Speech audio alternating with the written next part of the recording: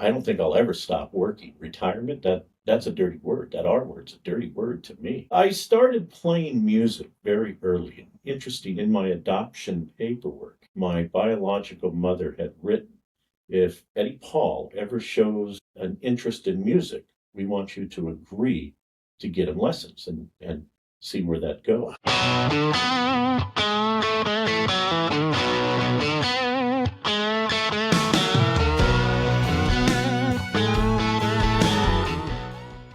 Hey everyone, and welcome to another episode of the Life Podcast. I'm here with my good friend Ed Bejarana. How did I do? You did good. Come on. Ed, I've got to know you over the last 3 years or so. Oh, I think it's more like 5 or 6. Yeah, from Life Public. Yeah, time flies. The older I get, the quicker time goes, it seems like. But you're very known in the community, very known for podcast, voice actor, the Veterans Club. But I really like to know just your story. Could you start way back when and just tell me how things start, how Ed started? Well, okay, I was born in San Jose, California, and I was adopted. My parents were always forthright. They shared with me from as early as I can remember, 5, 6, 7 years old. And they told me that I was adopted. And they said, if you ever want to know about your biological parents, we'll tell you. And I remember thinking back then, it's like, I have two perfectly good parents. I don't need to go seeking somebody else, especially someone who didn't want me. At least that's the way I looked at it back then. Forward 35, 33 plus years, I met my biological mother. We flew back to Buffalo. I have a younger half brother and a younger half sister. And we spent the week with my mother and brother and sister. And as we're sitting on the airplane coming home in first class, sipping champagne, my wife leans over and she says, "So, what do you think?" And I said, "Well, I got the better end of this deal." Yeah, I don't want to say that they're in squalor. My brother's got a decent job, but they just don't have any gumption. I looked at them and, his idea of a great weekend is watching wrestling. They don't do that much. They don't have that many interests. Compared to me, it's like, gosh, I never stopped learning. I don't think I'll ever stop working. Retirement, that's a dirty word. That R word's a dirty word to me. I started playing music very early. Interesting, in my adoption paperwork, my biological mother had written, if Eddie Paul ever shows an interest in music, we want you to agree to get him lessons and see where that goes. And I asked her about that. I said, "So why did you write that in the adoption paperwork? Were you a musician? Was your dad a musician?" And she said, "No, I just thought it would be cool to have a musician in the Really? family."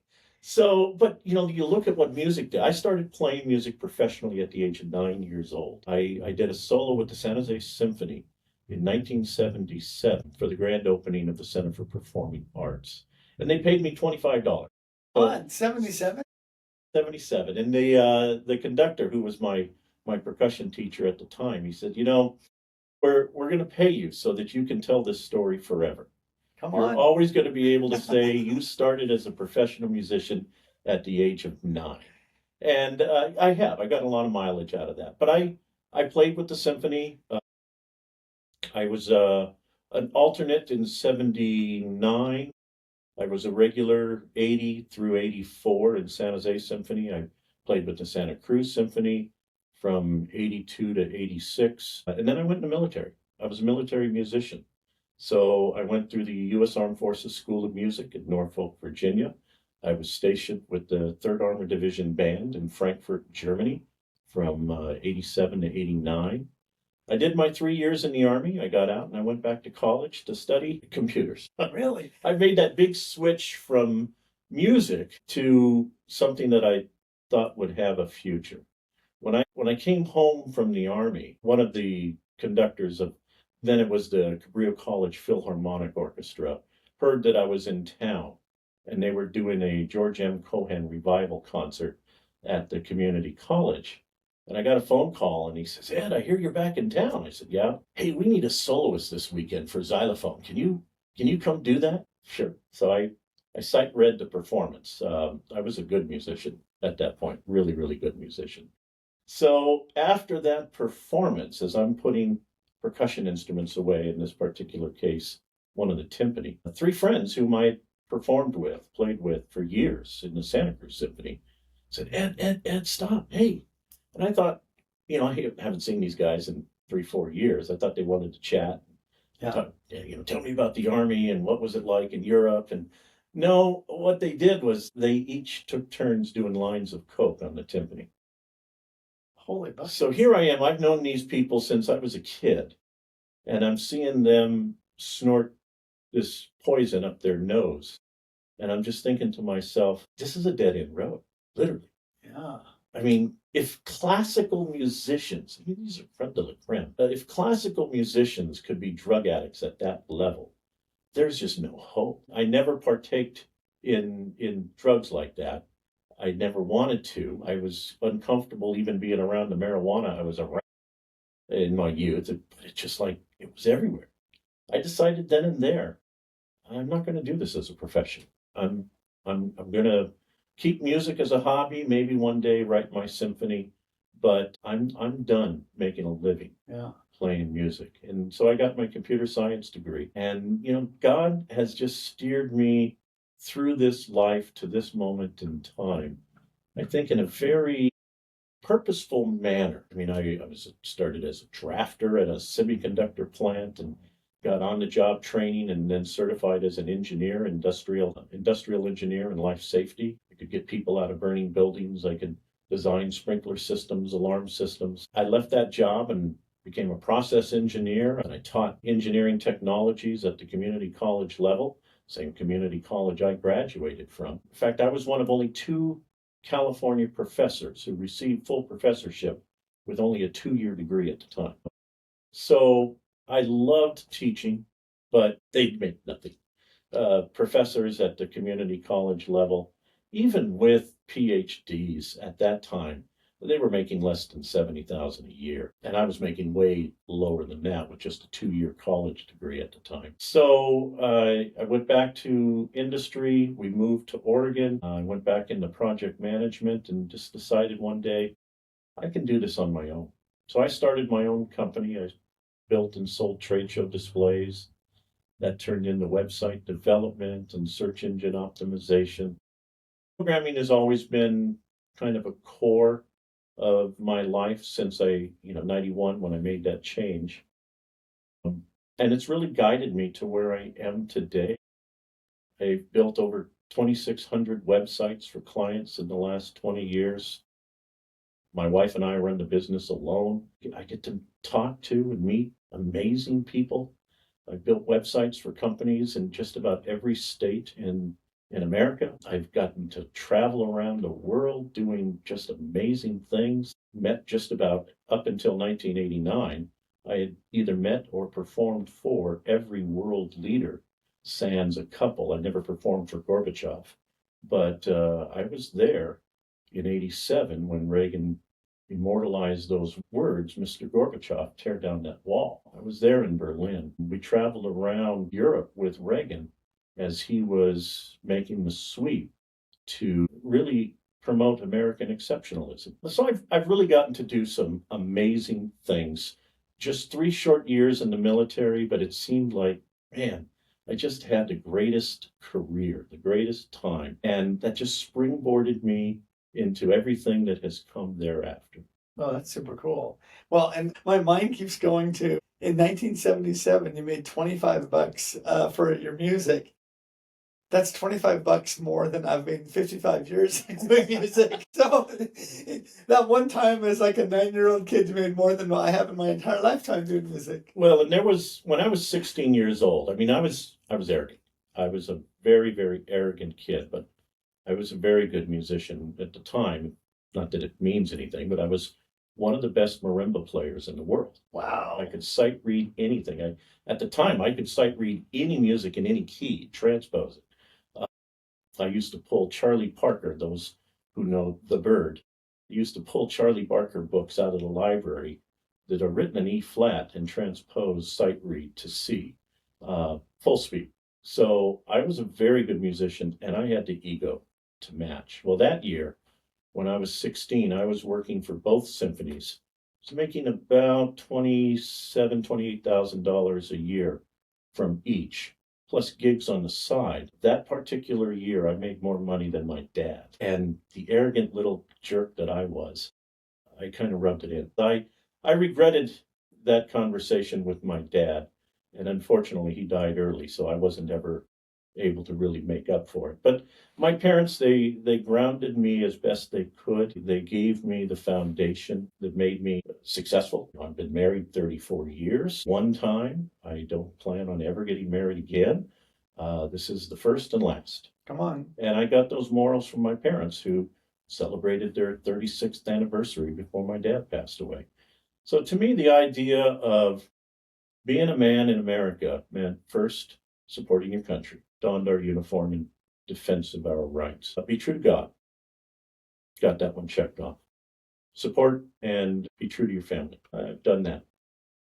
So make a positive impact on your community. Now, some of you listening to me may think that I'm a little short in that regard, but we all say some things in the heat of moments that we wish we would have said a little bit differently. I was part of a political podcast, not for the purpose of being political, but in the early 90s, I started to come into my own as a college student, learning politics, getting involved in politics. And I saw what fractured California. It wasn't that the Democratic Party won the state. It was a Republican Civil War gave it away.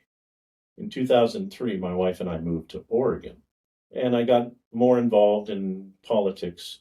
I was part of the Central Committee in Multnomah County, and I saw the same thing happen there, where it wasn't the Democrats that took over the state. It was the Republicans that fought a civil war and gave it away because they couldn't come to a consensus. They couldn't unify around one candidate. The Democrats always squeaked out a win. And then once they started winning, then it didn't matter really what the Republicans did after that. So I wanted to create a channel that gave any Republican, if they called themselves a Republican, that's good enough for me. But I wanted to give them a place to go when they were attacked by the mainstream media to be able to speak directly to the voters. And Idaho Speaks was just a brainchild of mine, a crazy idea. It was doing well. We had over 68,000 downloads a month, and we were on a good trajectory. But again, it was the Civil War within the Republican Party that just really turned me off. I pushed away from that. That wasn't what my heart was set in doing. My heart was set in another mission that I think God put me on. I don't want to get too biblical on you, but Yeah. I have a genetic heart condition. It's called hypertrophic cardiomyopathy. My heart beats really hard, really fast. And like any muscle, it works hard and a lot.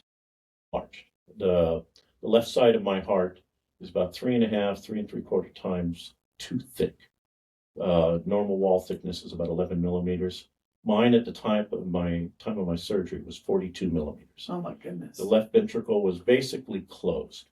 So about 10 years ago, they went in and they roto-rooted out the left ventricle. They took about 5 grams of muscle out of my heart so that the organ can continue to work. And I didn't think, honestly, I didn't think I was going to survive the surgery. When I was in the OR prep with my wife, when I kissed her, it was goodbye. Oh.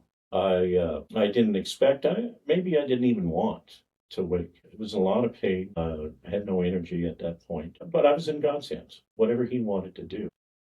And when I woke from that surgery, the doctors even told me there's going to be multiple tubes down your throat. Don't panic and just know that. And I remember waking up thinking, gosh, there's stuff down my throat. And as I'm reaching for it, it dawned on me, I'm alive. I'm not sure that I'm supposed to be here. And it took me a couple of years to figure out what it was God wanted me to do, what the unfinished task that He wanted me to accomplish. My wife and I moved to North Idaho in 2016, gave up on the Oregon politics scene, gave up on any hope of saving the Republican Party there. And I didn't want to get political. I wanted to just come and die in a red state.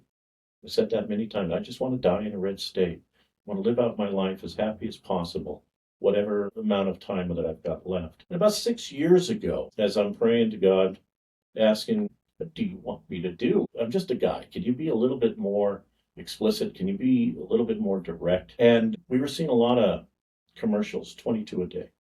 And of course, that is in reference to 22 veterans a day committing suicide.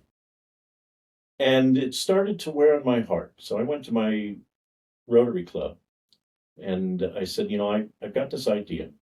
I want to do this veterans program. And I think I can take a bite out of suicide.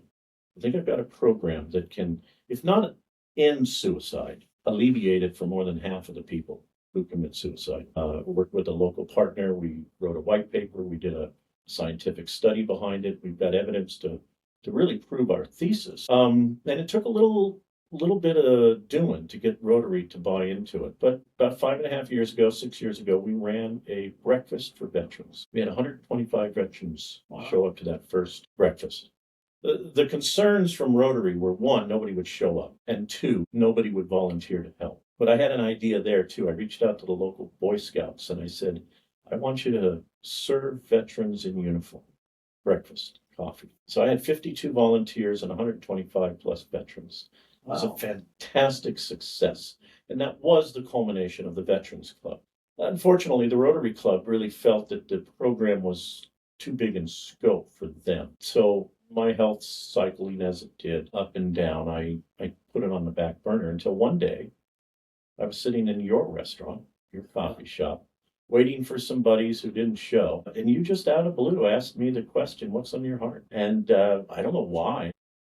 Opened up and I said, well, here's what I want to do. I told him, I said, I want to end veteran and suicide. I think I got an idea for doing that. And I laid it out for you a little bit. And without hesitation, you said, dude, I want to do that with you. Yeah. And I'm not a veteran, but it was such a cool idea and such a needed idea because, you just, regardless of I've never been, I've never served in the military, but you hear the stories of, or see veterans that, live out a lot of their later years completely alone, depressed, and you hear about all of the veteran suicides. Yeah. And so I was definitely. Well, and you were like the Energizer bunny. I told you at that time, it's like, well, my health is on a low cycle right now, so I need to get my health back in shape. And it's like, well, when you're ready. And it seemed like every week, are you ready? Are you ready? Are you ready? And finally, kind of early November 2023, you had me a flyer and say, okay, we're going to do a soft rollout on December 6th, I remember that. 2023. We'll hold it here. I'm going to invite a few other people. And actually, your inspiration rounded out what I think was missing from my original thesis. There's 22 veterans a day who kill themselves. There's a similar number and a similar tragedy amongst our first responders. And it wasn't until you said, we're gonna invite the first responders to this meeting as well, that it dawned on me. Firemen, police, EMT, these are veterans too. Yeah. In my heart, they're really no different. You think about the police officer that's first on scene at a head-on collision on 51 and the horrific impact that that's going to have on their psyche. The numbers are a little bit harder to get, but it turns out that somewhere between 8 and 9 first responders a day kill themselves. Wow, I had no idea. So, what I'm looking at is 30 a day. In fact, more police officers die by suicide than in the line of duty every year. I definitely didn't know that. So in our studies, what we found is the burnout rate of first responders is just atrocious. And when you look at what veterans with PTSD are struggling with, but even if it's not PTSD, even it's just loneliness, it's very similar.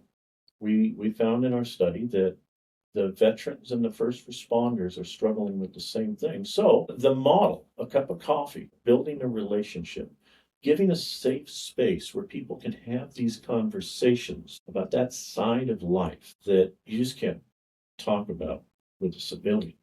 Just yesterday, my wife was talking to our oldest grandson, and she was asking him questions about life and career and how things were going.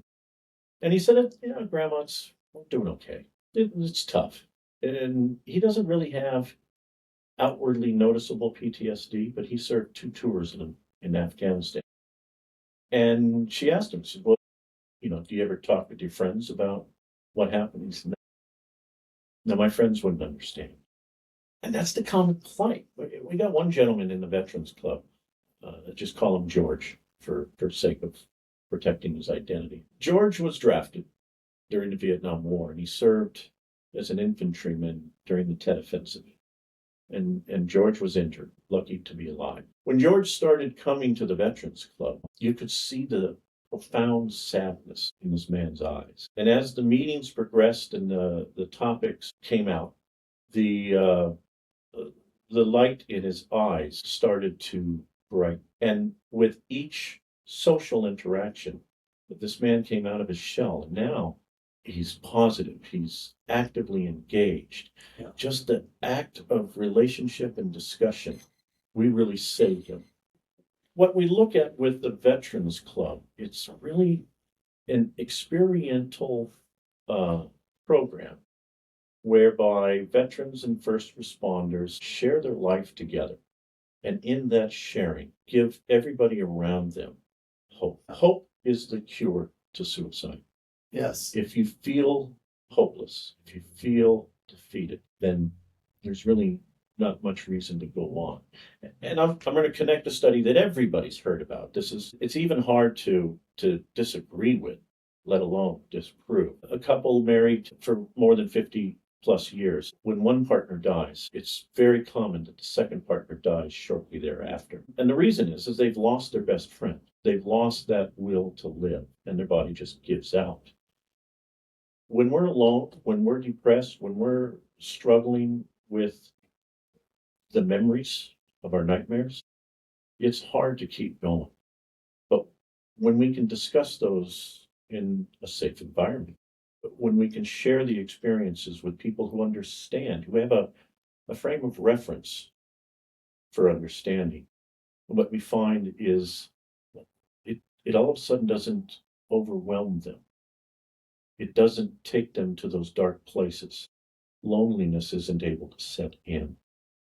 And for that reason, I wake every morning thankful, one, that God has kept me here.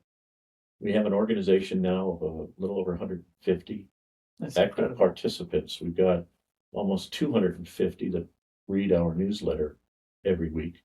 We've got 3 chapters, a 4th one coming online at NIC. We're doing things together. We're going to go play miniature golf this week, watch football, eat dinner together. We're doing something almost every day of the week. Doesn't mean everybody's doing everything, but we've got activities for the young and old alike. And honestly, it's been the greatest joy for me to be able to arrive and continue in life at this point so that I could be a part of this. Yeah, that's super cool. And just from, you're gracious enough to allow me to come to the meeting. So I'll just sit and kind of be that fly on the wall watching. And I've definitely seen people that'll come in and they're pretty quiet. And, it's like the second or third or fourth or fifth meeting. It's like whatever, some, switch flips. And then they're just, it's like, dude, you've talked enough. Yeah. Back it down. Let somebody else get a chance. Which is so cool to see. It's a magical moment. Yeah, it's so cool to see. And so the Veterans Club the Post Falls chapter meets on Tuesdays. We meet Tuesdays for lunch, 11 to 1. We have a business chapter that meets Wednesdays at noon. Both the Tuesday and Wednesday group meet at the Bunker Bar on Spokane Avenue in Post Falls. And then the Coeur d'Alene chapter meets at 8 a.m. at the Best Western Plus. Yeah, that's super cool. Plus, there's, like you said, there's always activities. I mean, I've heard of North Idaho College basketball games. There's, Well, to give you an example, so we got tickets given to us by North Idaho College. We got 30 free tickets to go see games. We're going to Thursday night football almost every week. We just got gifted 12 tickets from the Spokane Chiefs to go watch ice hockey. Yeah, that's cool. We're going to go play miniature golf. We're going to go go-kart racing. The goal is to be doing things 20 to 50 times a month. We take tours, we have lunch, we go drinking. We got a cigar aficionado club that's starting up. Anything and everything that a veterans like to do. And it doesn't mean that we need to have 30 veterans, even 2 veterans getting together to stimulate hope. That's super cool. Well, gosh dang it. One, I learned that by 7, you made more money in your career for music than I've made my entire lifetime. But 2, even though we've known each other and talked a lot of times, things I picked up today that I just did not know. And I'm just going to say thank you so much for what you're doing for the veteran community and the first responder community. Man, I think I'm a huge believer in eyeball to eyeball, belly to belly, just seeing people smile and talk and engage. And you said it best, gives people hope. It gives people like, oh my goodness, everybody wants to be seen and be seen. Everyone wants to hear and be heard. And so I'm just a huge believer in that. So thank you what you do for our community. Well, and thank you to you for giving us the springboard, the support, both financial and emotional. We could not have done this without life. Oh, dude, I'm honored to be just a small part of it. So, hey, thanks a lot. If you enjoyed this podcast, like it, comment on it. Please comment on it, share it, send it out. And if you're a veteran out there or a first responder, and you've got a couple of places and avenues to connect. So hopefully we'll see you at the Veterans Club meetings. You're invited. Hey, thanks a lot. We'll see you next week. Bye-bye. Thank you. No, thank you. So you didn't have to talk. Wind me up. Oh, come on. That's exactly how it's supposed to be. No one wants to hear me.